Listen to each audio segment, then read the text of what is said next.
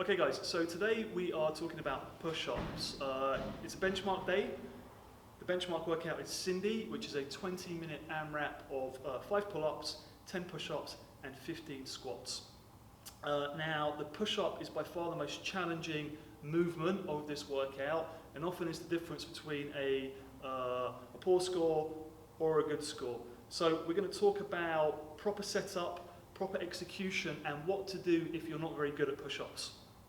Okay guys, so the first thing we're going to look at with our push-up is correct setup. So the correct setup is going to have the hands underneath the shoulders, nice and straight, feet together and in a strong position, okay? So from here, Teresa's going to give us 5 good push-ups.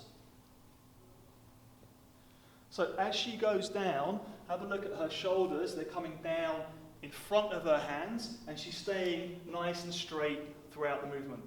Okay, so one of the problems that we see is a break in the midsection through the push-up. So Teresa's going to demonstrate that, and as we can see, as she goes down, and more importantly, as she comes up, her chest is coming up before her hips, and she's losing this good, strong middle position.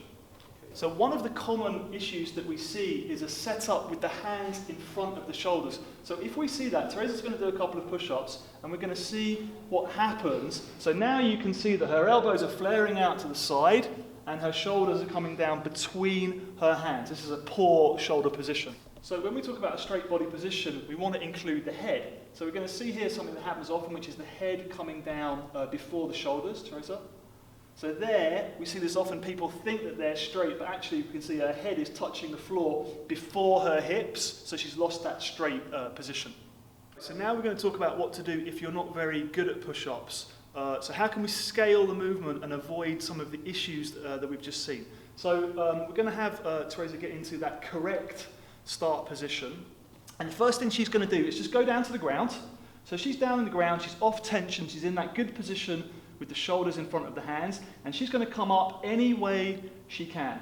It doesn't matter, but she's coming back to that position. Now, as she goes down, she's going to try to stay straight, so she's controlling the down, and she's coming up any way she can. And let's go one more. And now she's working a nice full range of motion, and once the strength is developed to come up properly, that will come later, but this is going to be our scale as opposed to knee push-ups,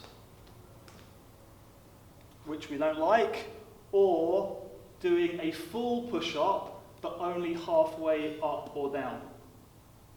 This is not as good a scale as our all the way down, up any way we can in a good position.